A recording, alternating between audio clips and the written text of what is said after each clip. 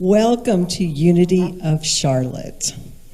We are happy to see you all here, whether you're here in the sanctuary, if you're joining us on Zoom, and maybe you're even watching this afterwards. We're just really delighted you've taken the time to join us this Sunday. We want to start, first let me tell you who I am. I'm Reverend Lisa Herklotz. I'm the co-minister here, along with my husband, Reverend Jim Ernstsen. And we want to share with you together the reading of our mission statement, because this is a statement of who we are as Unity of Charlotte and why we're here. And I know that sometimes reading things each Sunday can start to feel rote, and I totally get it. But let's take a moment to just look at the words for a moment, and then we'll read them together.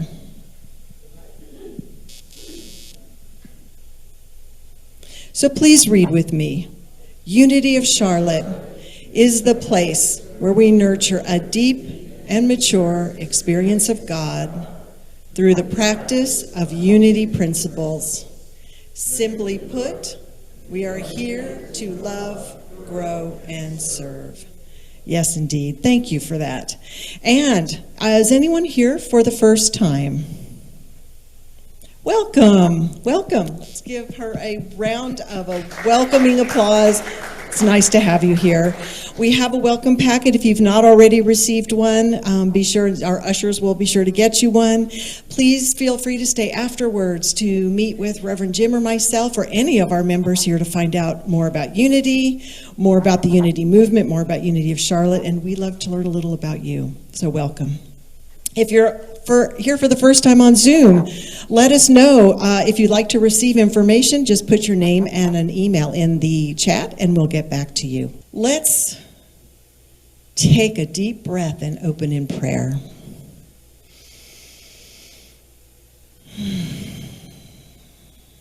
Let your attention move from your head to your heart. As we join together in this prayerful moment, holding a space where we claim the activity of God moving in us and through us, and between us and everyone else. We remember and claim the love that connects us at the deepest levels, and we call that forth to express in all our communications with each other and with all of those outside of this community. This is what we're here to do, to love each other, to open, to connect, and to allow the light of God that lives within each one of us to shine as brightly as it can, and to recognize that in everyone else. This is how we heal our life and we heal the world. In gratitude for these truth principles that we can now live by and find a true sense of liberation, we say, thank you, Spirit. Thank you, God. Thank you. And so it is. Amen. Now I invite you to join with us to read our Unity Prayer of Oneness. There is one presence and one power in my life and universe, God, the good omnipotence. We now want to take a moment to open this space up in silent prayer. If you or your loved one is in need of a prayer, this is the time to speak that name out loud or to yourself, and know that it is being lifted in this sacred space. Please speak that name now.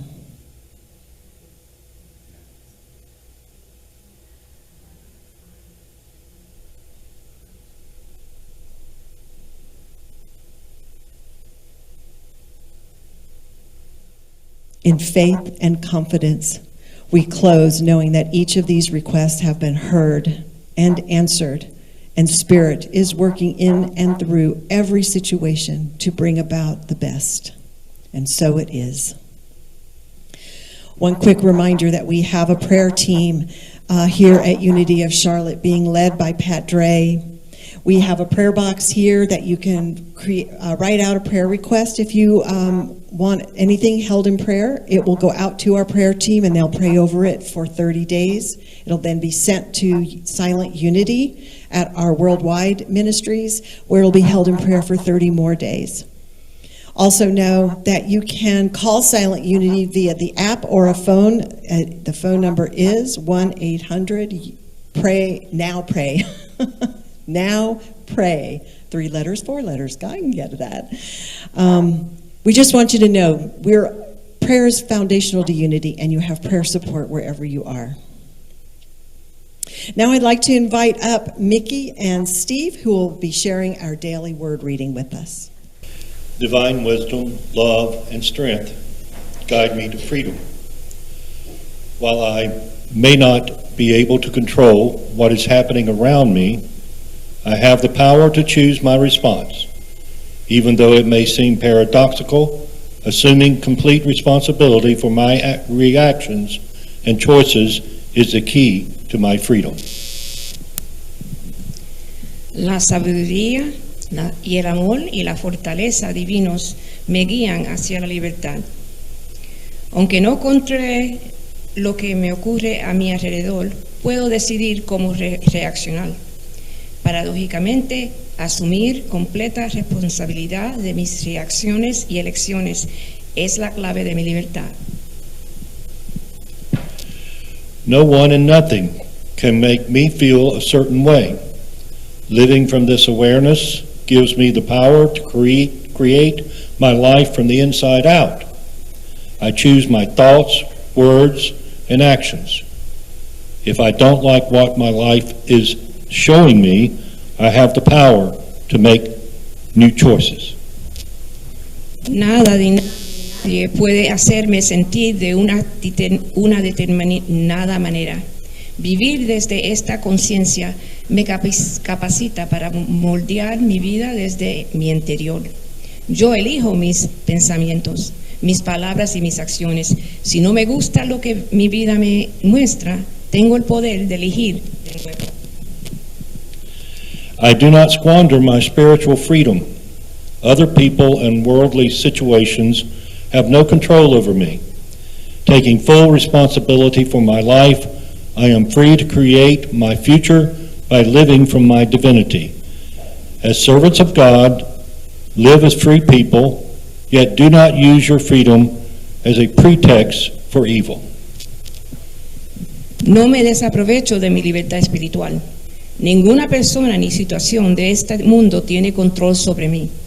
Al asumir toda responsabilidad. My name is Reverend Jim Ernstsen. It is so glad to be here. I'm going to turn back the curtain a little bit, let you guys see a little bit of what happens behind the scenes when we sing these songs on a Sunday. The person who's speaking, in other words, this week I select the songs. When Reverend Lisa speaks, she selects the songs to back up and to support the message. And you might know and you might notice that I really enjoy a good guitar along with my music. So Daniel Nahmod, guitar, get ready. Here we go, is what he's saying. Here we go. This week we're going to talk about, this is our last week in January. And we've spent January talking about new beginnings. We've talked about those endings. We've talked about those moments in the desert. We've talked about the new beginnings, the crossing over the River Jordan into that promised land. This week, our last week in this new beginnings series, we're going to talk about embracing the change. So, here we are. We've discovered, we've listened, here's the change. How do we embrace that change going forward? And what does that look like? What does that look like? Way back in 1918, Charles Fillmore, who is the co-founder along with his wife, Myrtle Fillmore, of the Unity movement, wrote a little pamphlet. I think back then they were called tracts, maybe, but wrote a little pamphlet, and he wrote in this pamphlet, "Invisible forces are always the most powerful, and the dynamics of mind control the universe. In mind originates all that is, and by its actions all things are moved. In mind all things originate."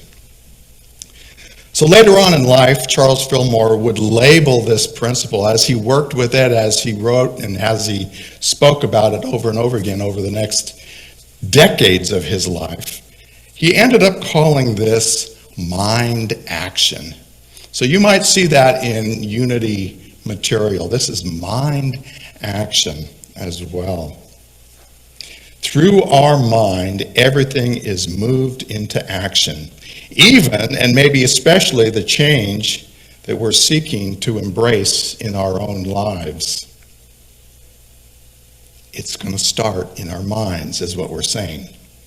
As opposed to reacting to the external, these changes that we want to embrace in our lives, these transformative things, start in mind, is what we're taught. So today we're going to explore this in three different ways. We're going to talk about awakening to change. We're going to talk about incorporating imagination into this process. And then we're going to talk about creating a life transformed. Those three things here today. So let's dive on in, like Daniel Namaud talked about, dive on into this first topic, awakening to change. Paul wrote in his letter to the church in Philippi, he wrote, "Whatever is noble, whatever is right, whatever is pure, whatever is lovely, whatever is admirable." And as I'm doing this research this week, my mind starts to, here's a little clarity in the way my mind works. I'm reading this, I'm imagining Paul sitting at his desk somewhere, right? A rough wooden desk, and he's writing this out. He's saying, whatever's noble, whatever's right, whatever's pure, whatever's lovely, whatever's admirable. And he starts to run out of ink. He says, I'm not going to list all these things which I know are positive. Let me just cut to the chase. If anything is excellent or praiseworthy, think about these things. So rather than list a whole page of those things, let me shortcut this. Anything is excellent and praiseworthy, think on these things. Now notice, and this is my lesson in this scripture, in this letter to that church, in the early church, that first century church. My lesson was, in reading this, nowhere does it say that I should dwell on the negative that could or might happen in my life, right? Nowhere in this does it say that I should obsess over the what-ifs in my mind. And oh man, am I good at that? I gotta let you know, I have a doctorate in what-ifs. Because I can go down that rabbit hole. But nowhere does it say this. Nowhere does it say that we should play the role of devil's advocate in all things in our lives. I used to think, oh no, I need to point out these what-ifs and be that devil's advocate in order to be realistic with the people that surround me, right? I wanted to be known as that pragmatic person, right, that pointed the what-ifs out. It doesn't say that. Let's not go there. It's not that helpful. Again, noble, right, pure, lovely, admirable, praiseworthy. Those are the things. The Greek philosopher Heraclitus said that change is the only constant in life. Change is the only constant in life.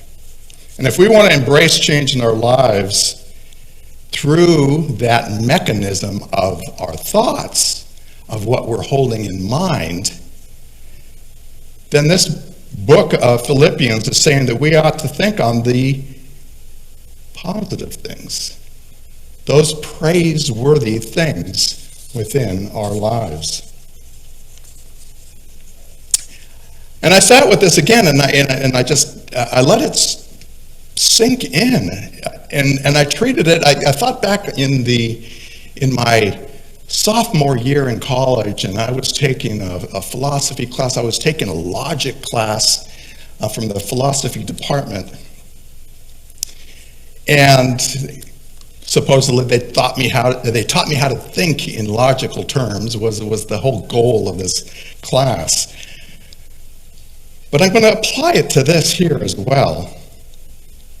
And that philosopher's quote, if change is going to happen, and we've seen it as well, change is the only constant, it seems like, in our life. If change is going to happen, and if we are controlling the universe through our thoughts, then we should think the positive thoughts, right? Isn't that just logical? If, then, and not the things that we don't want to have, not the what ifs in our lives. We're not going to dwell on the what if this thing happens. What if this person says this to me? What if they do that other thing to me? Now, within Unity, we think of it a little bit differently. There's another way of thinking about this concept, this logical progression. It's written sometimes within the Unity movement that life is consciousness.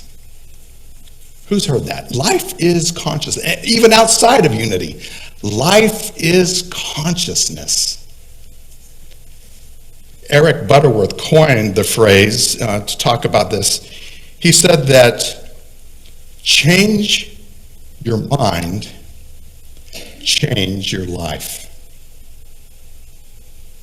Change your mind, change your life. Not get your ducks in a row out in the exterior, the external, and then your life will change for the better. Change your mind, change your life. Eric Butterworth is only one of those ways. This is one of the ways that he says that we can have a positive change in our life. By changing our mind, we are changing our consciousness, in other words. And we live at whatever consciousness, level of consciousness where we are at. And we get to choose that.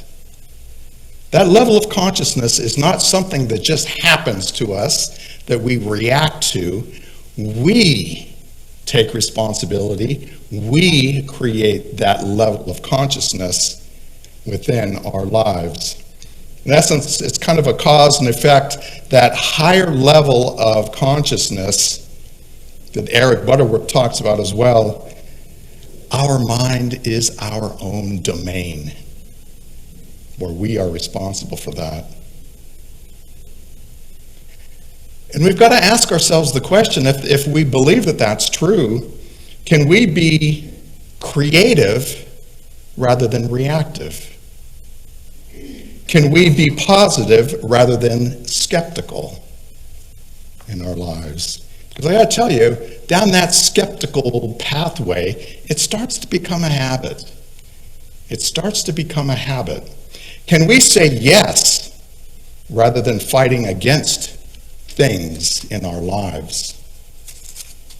And the Buddhists teach this magnificently.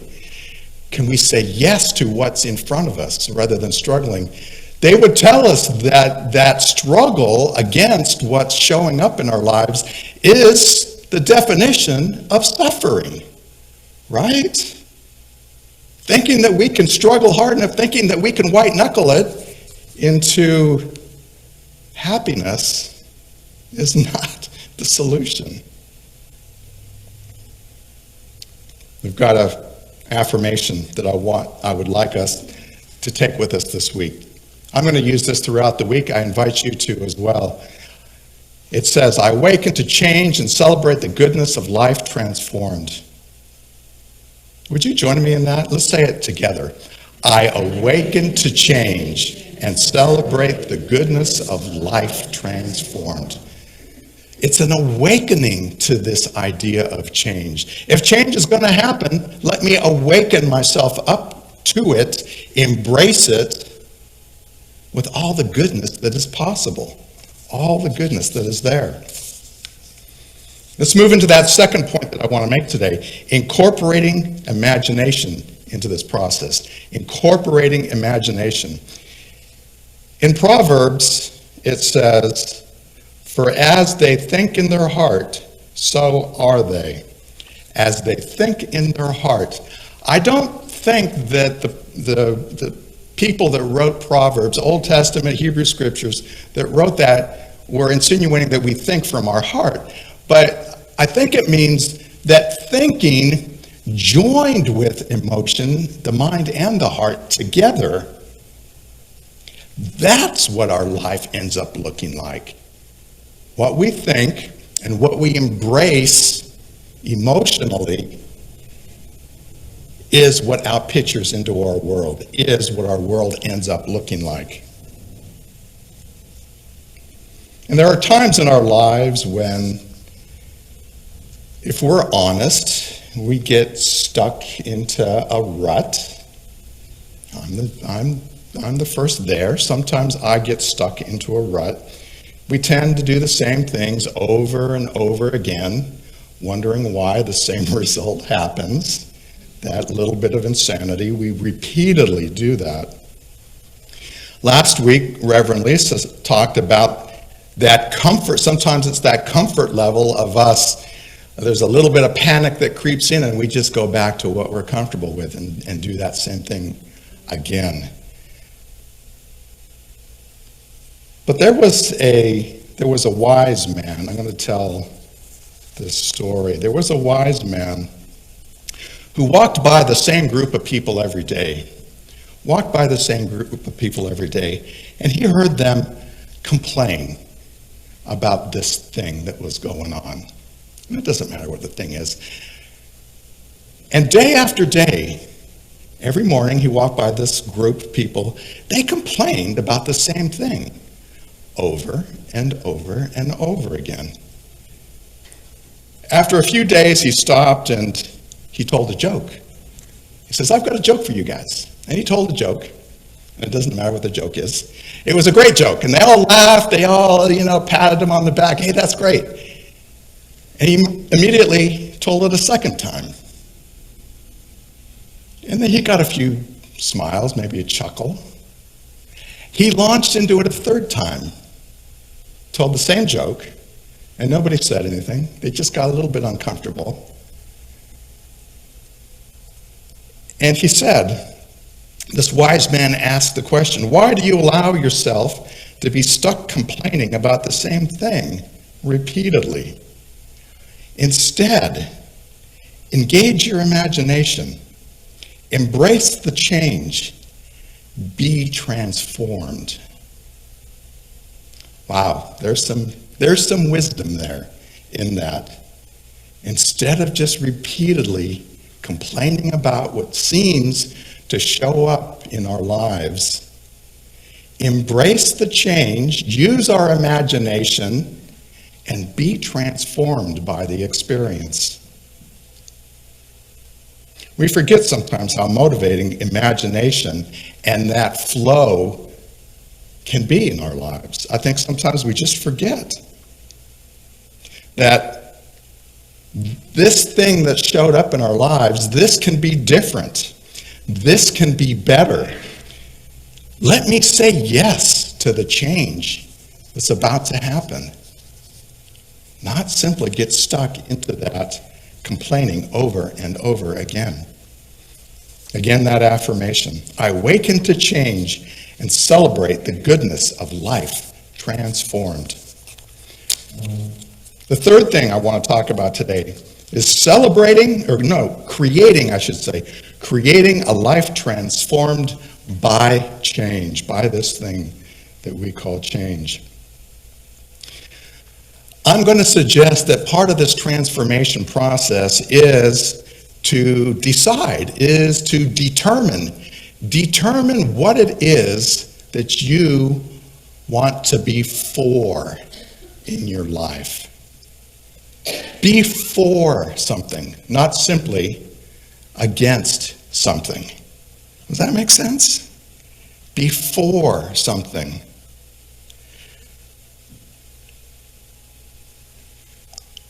I didn't know I was going to do this, but when we did our white stone ceremony a couple weeks ago, 3 weeks ago maybe by now, I'm going to share with you, because I consider you friends and part of my spiritual community that I can share this with.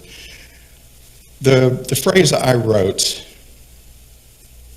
was authentic lightness. It was my new name for this year. Authentic, I want to be authentic within this community, but I don't want it to be, I want it to be light. I want it to be joyful. I want to be kind. I want to be loving. Those are the qualities I want to be for in this world.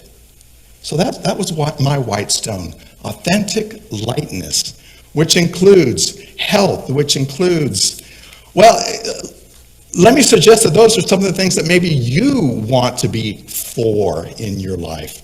Maybe it's health. Maybe the thing that you're for is you're shopping in local organic produce. Fantastic. Be for that. Jump into that. Don't simply complain that the food you buy at the grocery store, blah, blah, blah, blah, blah. You know, you can go down that rabbit hole. Be for something. Be for kindness. Every conversation you have, is it in kindness? Do you seek people that aren't and don't look like you, maybe in the grocery store, and say hello to that person behind you? Can you go outside your comfort level for inclusivity? Be for something, that kindness, that inclusivity, that health. These are just a few ideas. You've got something that's speaking to you already. And if it's a negative, twist it around, not twist it, change it to be a positive in your life. It will be so much more impactful that way. Don't be against anything. And being against something isn't inherently bad necessarily. It's not that we have to fight against that. But what we engage our mind in, even if we're against something, continues to show up, is what I'm suggesting. Even if it's something where the war against drugs comes to my mind. How about the war? How about you're for health? You're for freedom from addiction. Those are the things that are positive in our lives. Unity's third basic principle talks about this idea of thoughts held in mind produce after their kind. The thoughts that we hold, so what are you for, continues and shows up more often in your life. Thoughts held in mind produce after their kind. Also, and we learned this earlier, it's also called the law of mind action. This is the same thing in different language. So whatever way it appeals to you. Human beings create their experiences by activities of their thinking. Everything in the manifest realm means here, right now, we are manifesting in this world. Everything in the manifest realm has its beginning in thought. Nothing shows up here in this world that we share. We co-create this world, so nothing shows up in this manifest realm that wasn't in somebody's thought somewhere, our own or those that we share this existence with. Either one. Thoughts held in mind produce after their kind. Or when we're rattling off all those five, sometimes it's the shortcut of I think. And that just reminds me of these two. Human beings create their experiences by the activity of their thinking. So now that we know what we want this world to look like, and that's what the thing is that we've discovered we want to be for, that thing or that concept or that vision of what this world or what my world could be, what your world could be for yourself, for your friends that you hang out with, for your community, for your spiritual family, for those sitting next to you. Now that you know what you want, that can expand out into the world as well. And maybe even beyond the world. I'm using that as my stopping point. The universe. We will probably discover that we have influence over the full universe and not even just this world someday. Focus on it is what I'm suggesting. Allow your mind to be awakened to the change.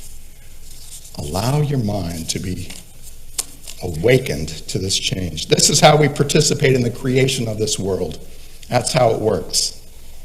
We create in this world in both broad strokes and the details of our hour-by-hour existence.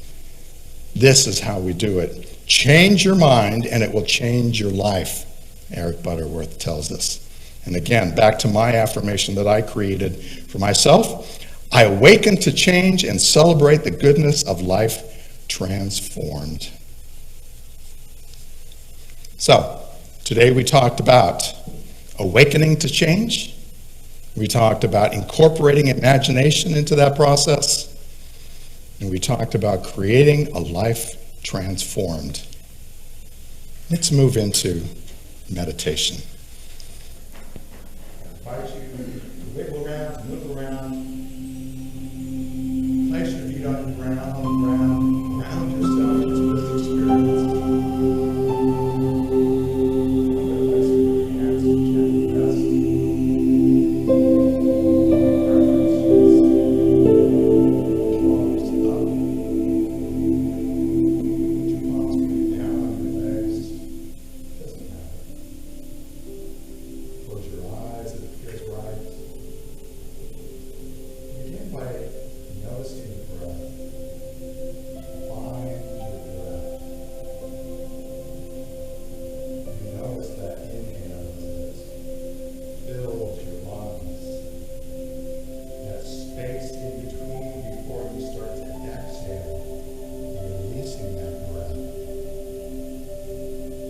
Transition before you start to take that next breath.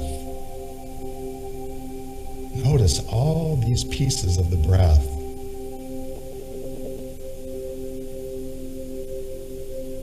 And you find a rhythm.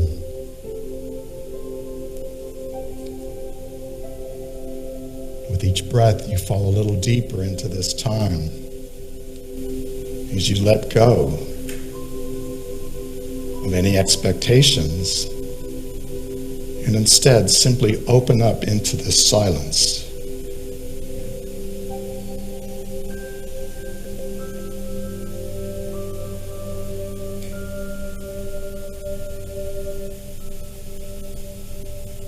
If you're distracted during this time, you can always come back to your breath. Feel the breath. And that may show up in your chest or your belly that goes in and out. Or that feeling of the air going in and out through the nostrils. That's your anchor.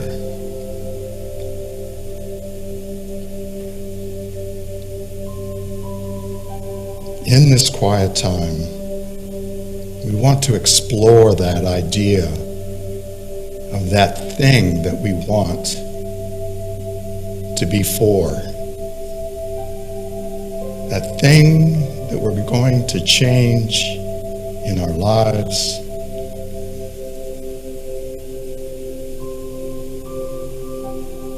This is our chance to open up that imagination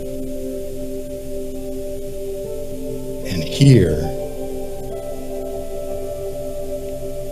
what it is.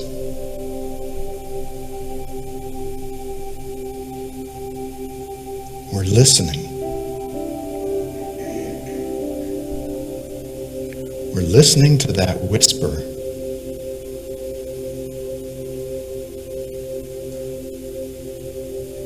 That divine inspiration, that divine imagination of what it is that I want to be for in my life.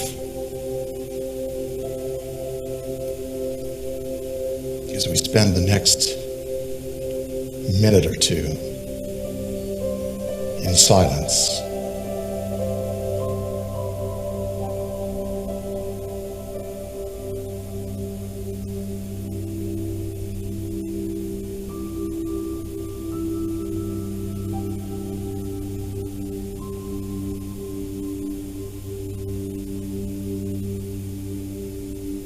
And as we begin to move out of this quiet time, we might take a deep breath in, let that out.